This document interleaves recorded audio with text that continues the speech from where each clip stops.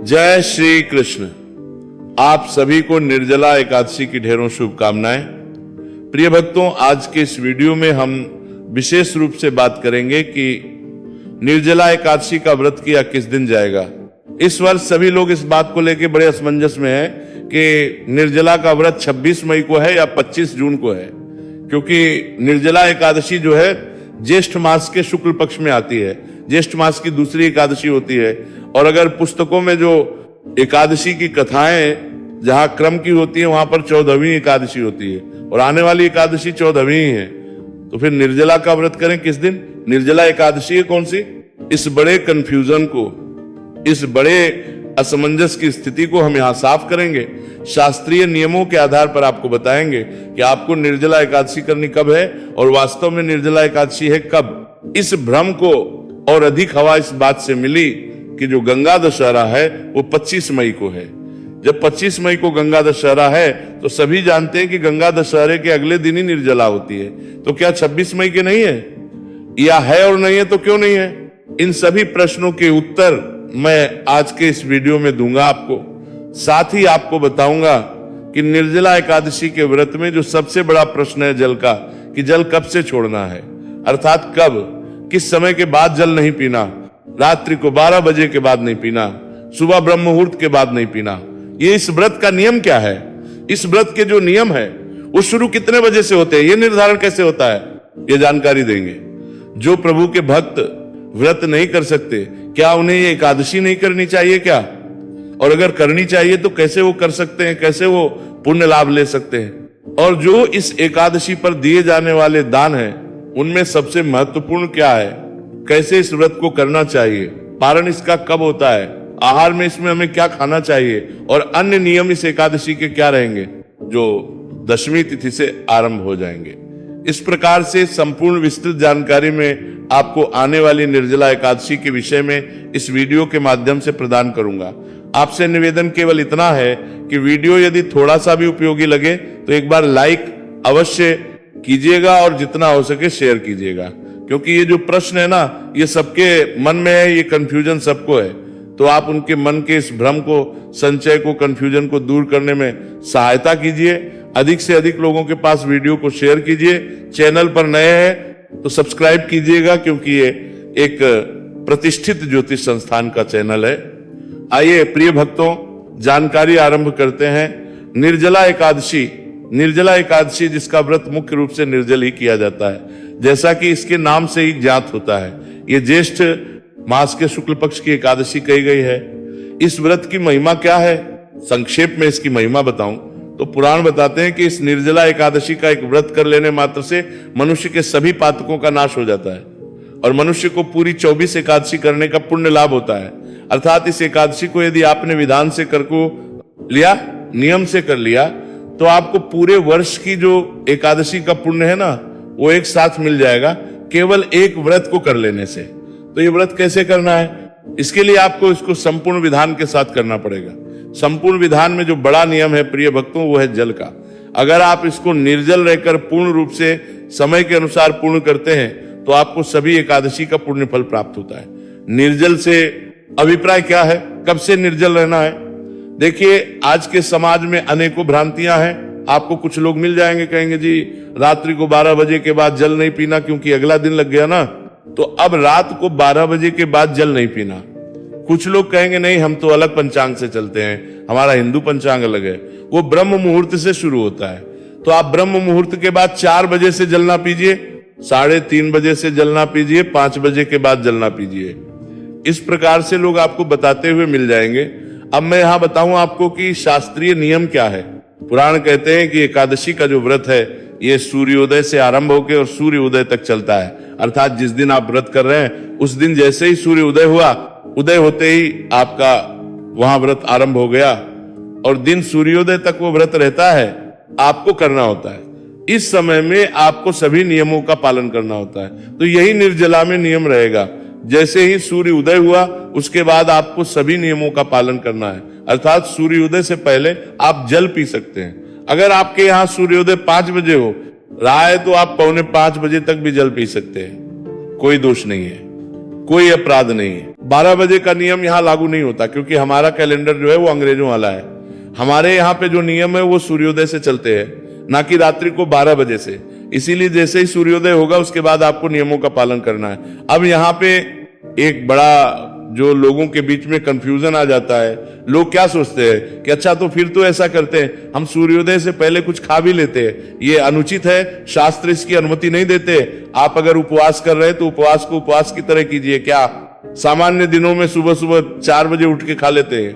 क्या नहीं, ना खा रहे हैं, जिससे कि आप इस व्रत को कर पाए, व्रत में भूख ना लगे। ये तो जल है, ऐसा नहीं करना चाहिए। ऐसे बड़े प्रश्न आते हैं। हमारे पास कुछ लोग क्या करते हैं, सुबह उठ के घी पी लेते हैं। उनको ऐसा लगता है कि इससे ना प्यास लगेगी ना भूख लगेगी। अरे भाई, ये अनुचित है। शास्त्रों में व्रत को एक तप कहा गया है। ये कैसा तप है जहां आप अपने शरीर को पीड़ा नहीं देना चाहते, कष्ट नहीं देना चाहते? कैसा तप है ये? इसीलिए खाना कुछ नहीं है, केवल जल के लिए ये नियम बताया गया है कि आप जल सुबह पी सकते हैं सूर्योदय से पहले तक। आशा करता हूं ये आपको इसका उत्तर प्राप्त हो गया होगा। ये संपूर्ण जानकारी शास्त्रों में वर्णित है, नियमों में वर्णित है, वहां से मैंने आपको बताई है। दूसरा जो बड़ा प्रश्न आ रहा है वो ये कि अब अधिकतर लोग तो निर्जला व्रत कर नहीं सकते, क्योंकि एक तो गर्मी में आती है ये एकादशी। अब सबको, किसी को ऑफिस जाना है, किसी को अपना रोजगार देखना है, अनेकों काम है। अब अगर निर्जल इस व्रत को ना कर पाए कोई, तो और क्या विधान है? क्या उनको ये एकादशी करनी चाहिए या छूट देनी चाहिए, या अगर आप किसी और विधि से करते हैं तो कोई दोष तो नहीं लगेगा? प्रिय भक्तों, शास्त्र कहते हैं कि आपको एकादशी निश्चित रूप से करनी चाहिए। अगर आप एकादशी का निर्जल व्रत ना कर पाए तो आप जल पीते हुए कीजिए। अपराध नहीं है, केवल उसका जो पुण्य रहेगा ना वो थोड़ा कम रहेगा। निर्जल जब आप करते हैं तो आपको वो पुण्य प्राप्त होता है, जिससे कि आपको सभी एकादशी का पुण्य प्राप्त हो जाता है। ये सर्वाधिक पुण्य देने वाला नियम है।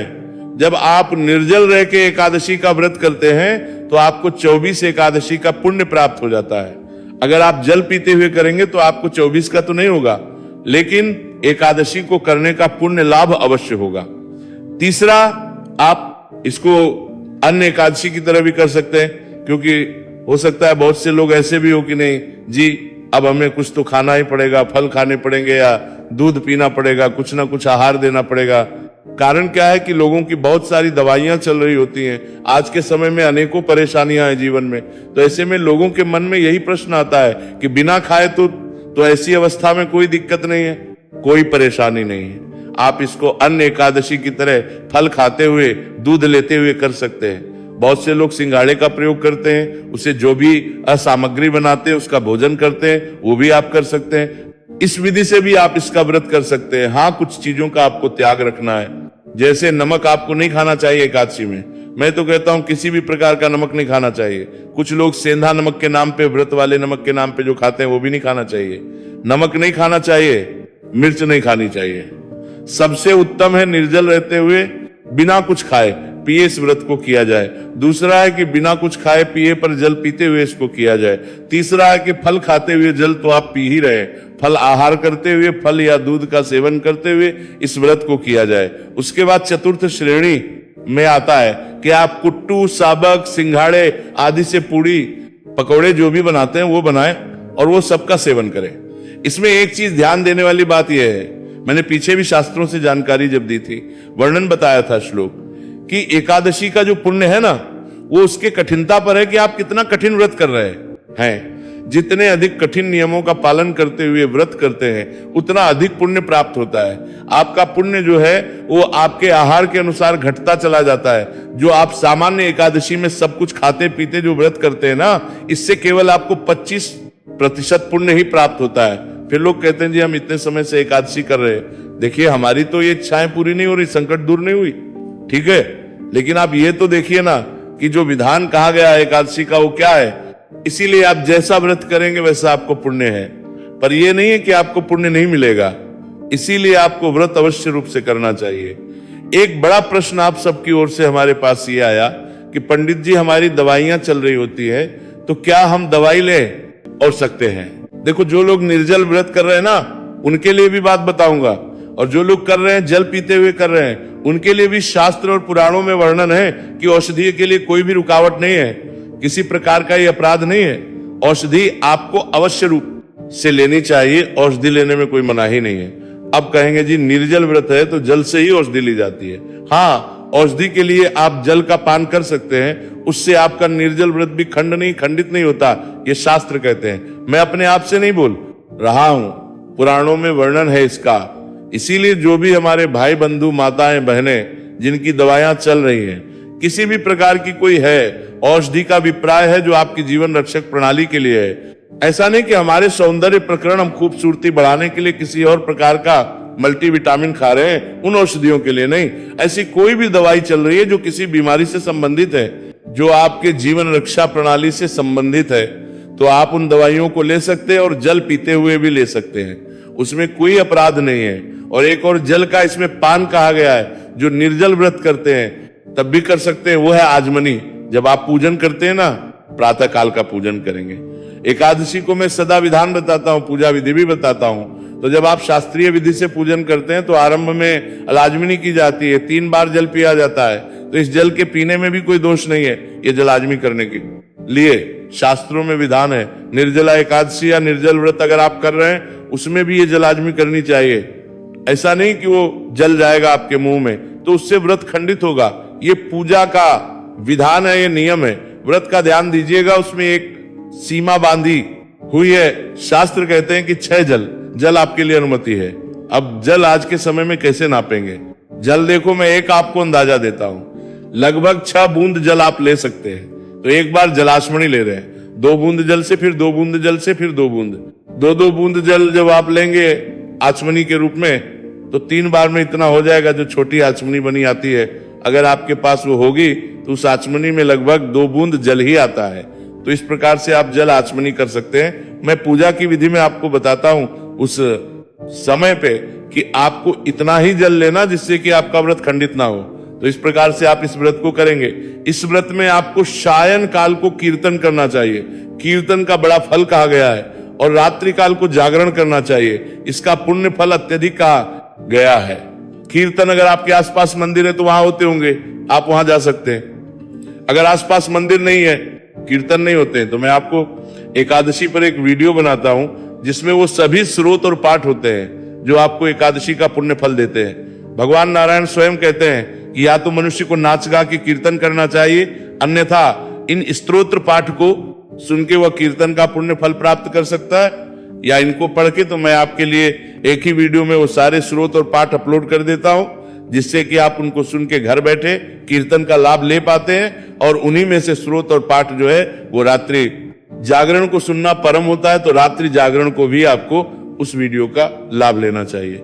जो भी हमारे साथ भक्तगण व्हाट्सएप के माध्यम से जुड़े हैं, उन सबको वो सीधा भेज दिया जाता है। प्रत्येक एकादशी पर आपको उसका खूब लाभ लेना चाहिए। और अगले दिन सूर्योदय से पहले आपको उठना चाहिए और व्रत का पारण पूजन करना चाहिए। पूजन करने के बाद ब्राह्मण को दान दक्षिणा आदि देने के बाद फिर आपको व्रत का पारण करना चाहिए। ये विधान है इस निर्जला एकादशी को करने का। पारण की विधि क्या है, पारण कैसे करना है, इसकी जानकारी मैं समय आने पर आपको अलग से वीडियो के माध्यम से दे दूंगा। और पूजा विधि क्या है, इसकी जानकारी भी मैं आपको अलग से पूजा विधि के वीडियो में दे दूंगा। निर्जला एकादशी के बहुत से वीडियो अभी आने वाले हैं। अब मूल विषय पे आते हैं कि व्रत आपको करना कब है।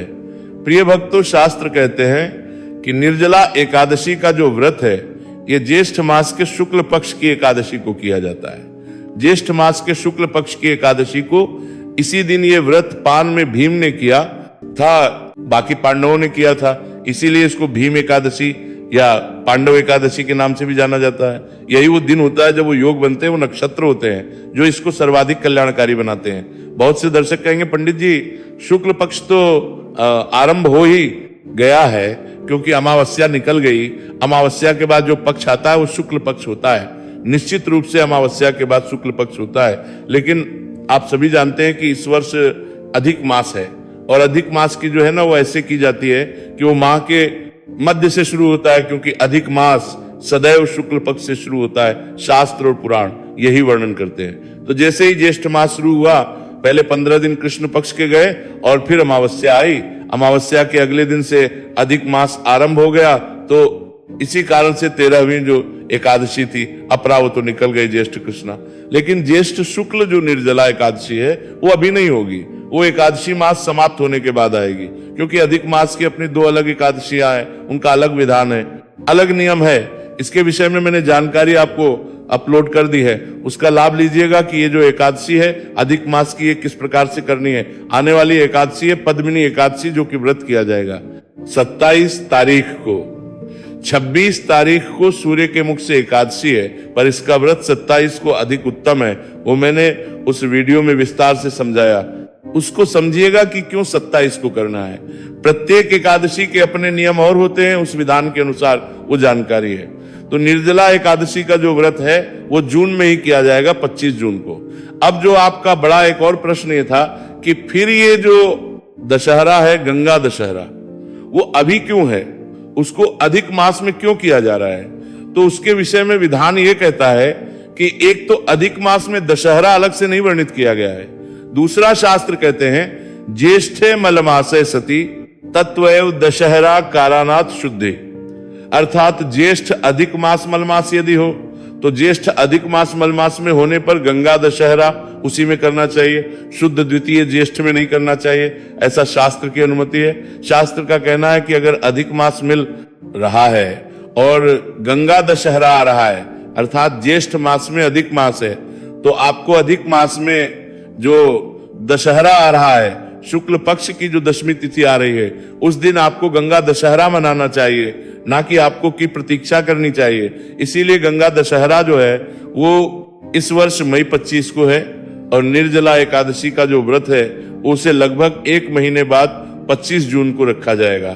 ये थी जानकारी निर्जला एकादशी से संबंधित। आशा करता हूं कि आपका भ्रम दूर हो गया होगा।